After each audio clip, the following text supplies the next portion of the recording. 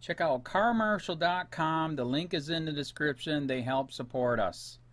Doing 71 back there and a 55, okay? I'll be right back. Go ahead and turn the vehicle off for me.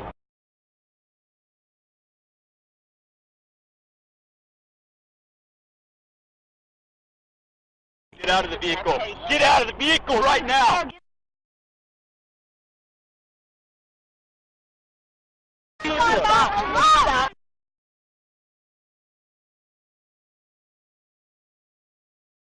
You're already facing evading charges right now. You ran away from me, okay? Sir, I pulled back over. I didn't run away. You see my children. I'm not trying to do anything wrong. I'm just trying to take them to the real ground.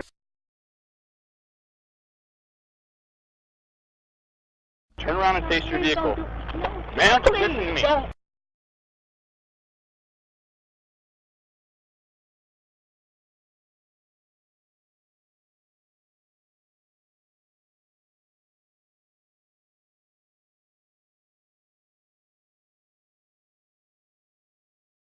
Open the door! Open the door!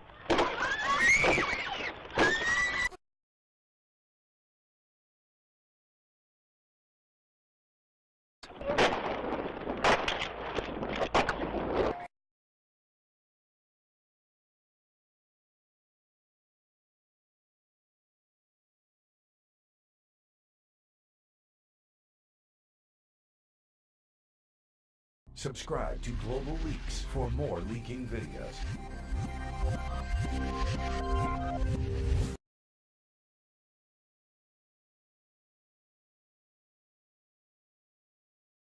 Watch, cop shoots into minivan full of unarmed children. Court says it's justified. A federal court has just handed down an insulting decision by claiming that a cop shooting at a fleeing minivan full of children does not violate their rights. By Matt Agerst, December 28, 2017. Taos County, NM. Oriana Farrell, 39, of Memphis, was bringing her children across the country on a family road trip when things took a turn for the worse. A stop for a minor speeding infraction escalated to Farrell driving away from police as one of them fired off 3 shots at the minivan full of her 5 children. Now, after a years-long battle of trying to hold the officer accountable for shooting at a minivan full of children, Farrell has learned just how big a failure the system is. A federal court, this week, has sided with the officer who opened fire on the family, claiming he did not violate their constitutional rights when he endangered all their lives by opening fire on the minivan over a speeding ticket. The incident began when Farrell was targeted by police for driving 71 miles per hour in a 55 miles per hour zone in October 2013. Officer Tony DeTavis was the officer who stopped Farrell that day. After Farrell had been given a citation, DeTavis gave her the option of paying $126 within 30 days or seeing a judge in Taos within 30 days. But according to the court's decision, Farrell said she was uncertain what to do because she was not sure where her family would be in a month and worried they may not be able to return to Taos, according to the Santa Fe New Mexican. DeTavis told Farrell to turn off the engine and walked back to his cruiser, at which point Farrell made the poor choice of driving away. Realizing she'd just made a poor choice, Farrell quickly pulled back over. That's when DeTavis began to pull her out of her car. Read more. Time to pay attention. Super rich are now prepper storing food and guns. A chaotic scene unfolded as one of Farrell's children got out to help his mother, who he saw was being attacked by a police officer. 2 more cops showed up as DeTavis smashed out the window of the minivan. Advertisement. One of those officers who showed up was New Mexico State Police Officer Elias Montoya. Montoya, acting with careless disregard for the lives of the innocent children inside the minivan, then began firing as Farrell drove off. Farrell would later tell police that she feared for her life and the safety of her children, so she fled. She would eventually stop in the parking lot of a Taos hotel where she'd be arrested as her kids were all held at gunpoint. Farrell would take a plea deal and avoid any jail time for this insane escalation of violence over a speeding ticket. Common sense prevailed, for a short time, and Montoya was fired from his job as a New Mexico state trooper. However, he appealed the firing, was even given a settlement and was rehired by the Taos County Sheriff's Department as a deputy 2015. According to Taosco, Sheriff Jerry Hogarth, Montoya was chosen from 17 different applicants to fill just one of 2 available positions. Did the other 16 applicants actually kill children? Is that why a person who shot at children was hired? Insidiously enough, after the incident got swept under the rug, the state troopers actually tried to hire Montoya back, but he refused. Apparently, Sheriff Hogarth thinks that shooting at a van full of children is just fine and dandy and stated at the time that Montoya has a clean record. Read more, it's a speed trap. California cops to check bicycle speed with radar and ticket fast bikers. Nothing from DPS or the training academy pertaining to his certification or qualifications, so he has a clean work history, Hogarth said.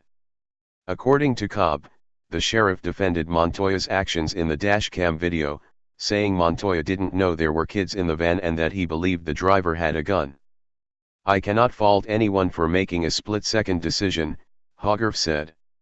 According to Montoya's new boss, shooting innocent until proven guilty people in the back as they flee is justifiable, as it was a split-second decision. As if the hiring of an officer who shot at a minivan full of children wasn't bad enough, now the precedent has been set by a federal court to justify similar incidents in the future. According to the Santa Fe New Mexican, the panel based its decision on its interpretation of the Fourth Amendment, determining that Farrell could not claim she was a victim of an unreasonable seizure because she had not been seized but instead fled law enforcement. As there was no seizure, there could be no unreasonable seizure, even if Montoya was using deadly force, wrote Judge Harris Hartz, who was appointed by President George W. Bush. Judges Mary Beck Briscoe and Robert Bacharach, appointed by Presidents Bill Clinton and Barack Obama, respectively, joined in the decision. Below is the raw video of the original incident. Americans can now rest easy knowing that their justice system has condoned the practice of police shooting into a van full of children who pose absolutely no threat. County, this is Charlotte County Cop Watch, and I wanted to explain what fair use is. You can use pieces of news articles if you're doing it for news reporting, you have commentary, and you're doing it for education purposes. So that's what fair use is, as you can see right here. Another reason why I wanted to make this video is to let you know I just joined with Patreon. A nice thing with Patreon, I make no money on YouTube. They took the money away years ago, and so this is another way to give, and it's a nice thing too because you can give monthly. You can give $1, $5, $10, whatever. I do 4 to 5 hours a day on trying to wake the sheeple up on how corrupt it is and different ways that you can fight the corruption. So Patreon is a way that you can do it, and then of course the old way is still there. Donate to Sheriff County Cop Watch with PayPal or credit card. So keep that in mind. 4 to 5 hours a day. I make no money, but the corruption happened to me and I'm sick of it, so I'm trying to wake people up. But my wife would love it if if we could get some help out there. There's 47,000 subscribers. Just think if each one of you subscribers just gave let's say actually yes, $1 a month. 47,000 subscribers gave $1 a month.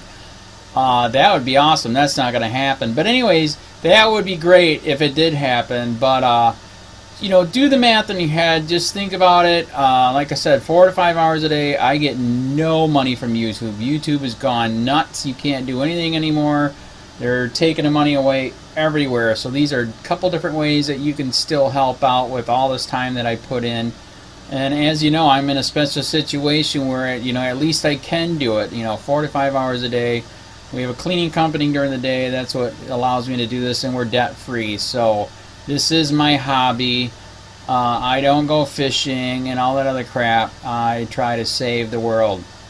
So help me out to make the wife happy, man. In fact, if you guys did give $1 a day, and there was 47,000 of you, and you did it, and each of you gave $1, and that was every month. Oh my God, yes, I could quit. I could start suing them. Another idea too that we have is, you know, if I got, you know, some funds, we could actually contact everyone that has been ticketed and or arrested and put in jail and start sending them postcards to let them know we're here, and to see if everything went all right, and if it didn't, find out their story. So we could even do more investigations and more lawsuits. Lawsuits take money. So just think about that. You know, 47,000 of you so far right now. You know, $1 a day. I mean, $1 a month on Patreon, or $5 a month Patreon, 10, 20, whatever. Just do the math in your head. Help out. This is a lot of work every single day. Thanks.